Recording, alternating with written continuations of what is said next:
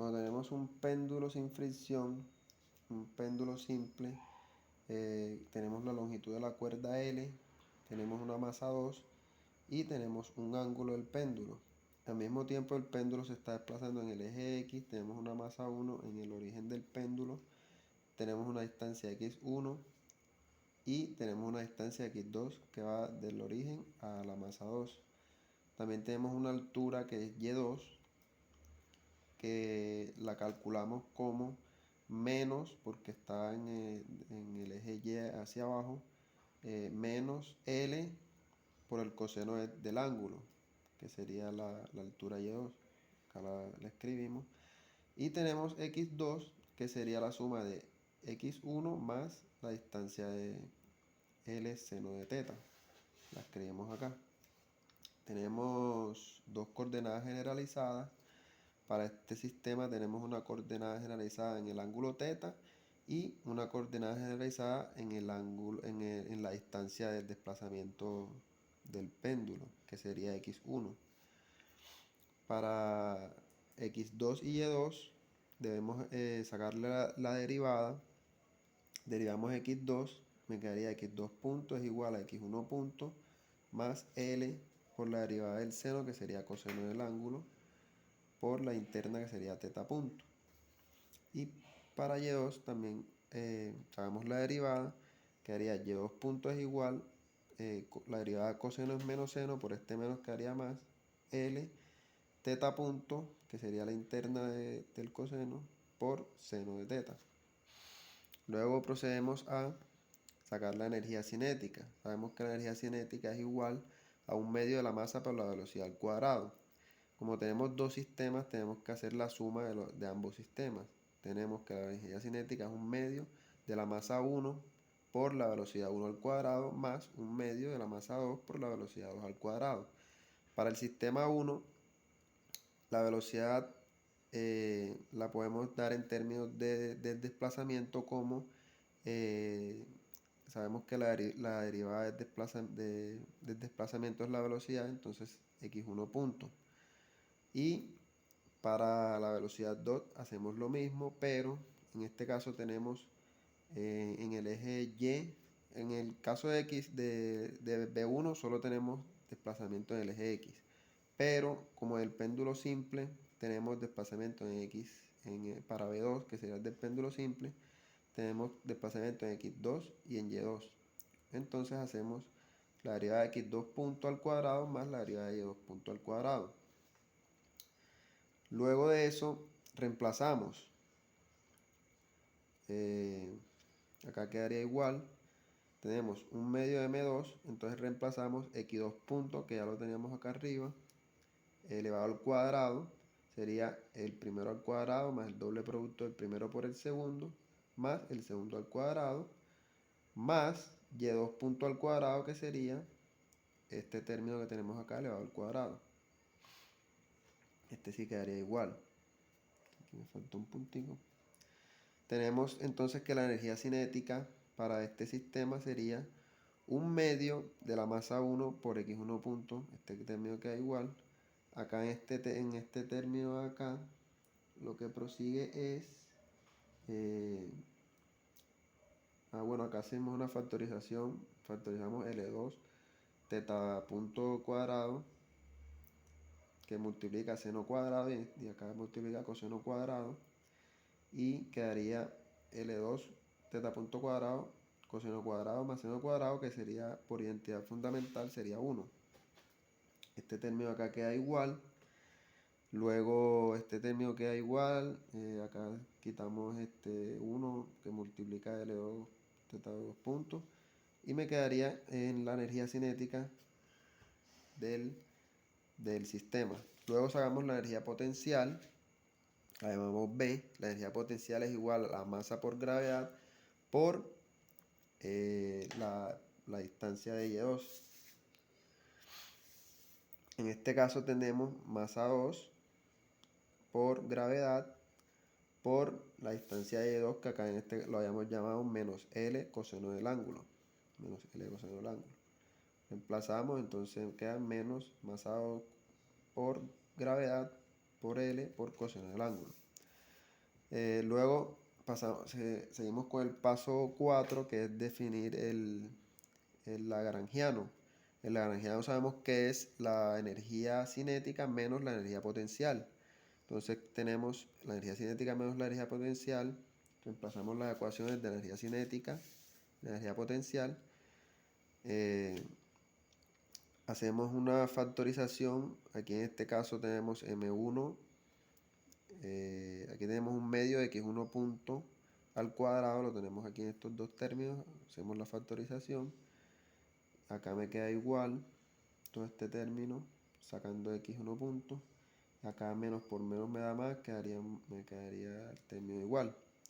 Luego de definir el lagrangiano, vamos a aplicar la ecuación de Lagrange para la primera coordenada generalizada. Para la primera coordenada generalizada la definimos como x1. Acá está que 1 es igual a x1. Aplicamos la ecuación de Lagrange. Tenemos la ecuación de Lagrange. Primero hallamos delta de L con respecto a x1. Se me da 0 porque el término L no tiene ningún x1. Luego hallamos delta L con respecto a x1 punto.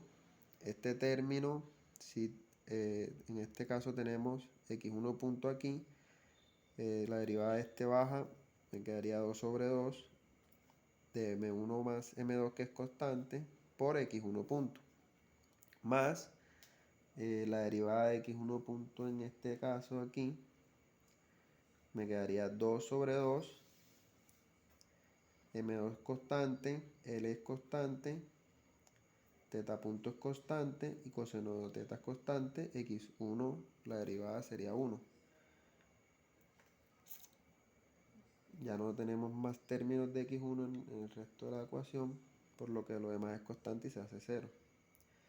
Es igual, entonces acá simplificamos el 1 y me quedaría la ecuación 3 del delta de L sobre delta de L, delta de x1 punto. Aquí la definí como ecuación 3, ecuación 2, ecuación 1, entonces vamos a reemplazar nuestra ecuación 2 y 3 en la ecuación 1. En la ecuación 1 tenemos que de la derivada con respecto al tiempo de este término que está aquí, que sería ecuación 3, m1 más m2, x1 punto, la escribimos como la derivada de x1 con respecto al tiempo, más m2 por L por teta punto, que la escribimos como la derivada de teta con respecto al tiempo por el coseno de teta, menos 0, que la ecuación 2 nos da 0, es igual a 0. Luego hacemos la derivada con respecto al tiempo en ambos términos. Acá este es constante, me queda m1 más m2. La derivada con respecto al tiempo de x1.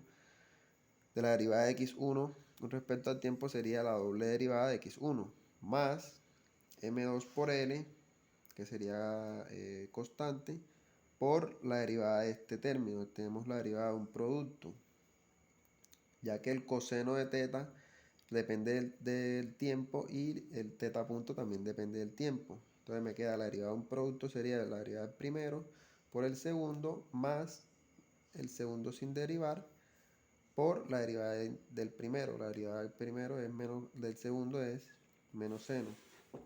Y acá me quedaría entonces, simplificando, el término de la primera coordenada generalizada. Luego aplicamos lo mismo para la segunda coordenada generalizada. La segunda coordenada generalizada la tomamos como teta. Entonces aplicamos la ecuación de Lagrange para teta. Entonces hallamos primero delta de L con respecto a teta. Para L, acá escribí acá arribita la ecuación L para no devolverme la hoja. Tenemos que es igual. Entonces para L tenemos, para teta, perdón, tenemos teta en este término y en este término. Entonces para este término, esto sería constante m2g por L por la derivada de coseno de teta, que sería menos seno de teta, más, en este término de acá, tenemos 2 sobre 2 m2, x1 punto constante por L constante por teta punto, que es constante, por, entonces la derivada de coseno de teta sería menos seno de teta. Listo, entonces tenemos delta de L con respecto a teta, nos quedaría como ecuación 2. Y luego hallamos delta L con respecto a teta punto. Aplicamos lo mismo, entonces buscamos teta punto en los términos de acá arriba.